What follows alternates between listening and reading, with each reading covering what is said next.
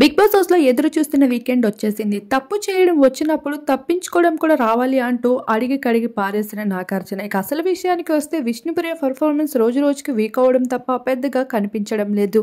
ఇక పృథ్వీ కోసం త్యాగాలు చేస్తూ మై ప్రయారిటీ ఈజ్ పృథ్వీ అంటూ తనను వెనకబెట్టుకుంటూ వచ్చేసిన విష్ణుప్రియకి ఓట్ల వర్షం కురిపిస్తున్నారు అభిమానులు. ఈసారి కూడా తన నామినేషన్‌లో లేకపోయినప్పటికీ నాగార్జున చేతుల్లో మాత్రం బలవుతూ వచ్చేసింది. అసలు విషయానికి వస్తే ఇక కిచెన్ టైమర్ పెంచడం కోసం అంటూ తనకంటూ ఒక ఫన్నీ టాస్క్ ఇవ్వడం జరిగింది. ఫన్నీ టాస్క్ చేయడం కోసం గంట సేపు అయితే తను వేస్ట్ చేసుకుంటూ వచ్చింది. ఆఖరికి కెమెరా ముందుకెళ్ళి దండాలు పెడుతూ దండం పెడతా బిగ్ బాస్ నాకు ఈ టాస్క్ వద్దంటూ ఇలా తనైతే ఇవ్వాల్సిన పర్ఫార్మెన్స్ కాకుండా వేస్ట్ పర్ఫార్మెన్స్ ఇస్తూ టైం వేస్ట్ చేస్తూ వచ్చేసింది. అలానే ఆటో టాస్క్లో సైతం పృథ్వీ కోసం అయితే తను గట్టిగా ఫైట్ చేయకుండా చివరి నిమిషం వరకు ఉండి ఏదోలా ఉంటూ ఆఖరికి ఓడిపోవడం జరిగింది. అలా తను ఒక గ్రూప్ గేమ్గా తప్పించి ఇండివిజువల్ గేమ్లో ఏమాత్రం కనిపించట్లేదు. అలానే పృథ్వీ కోసం తప్ప తన కోసం తను ఎక్కడ కనిపించట్లేదు. ఇక బిగ్ బాస్ ఇచ్చిన టాస్క్లో కూడా గట్టిగా పర్ఫార్మెన్స్ ఇవ్వడం లేదు. ఇదే విషయం పైన నాగార్జున అయితే ఇచ్చుకుంటూ వచ్చేశారు.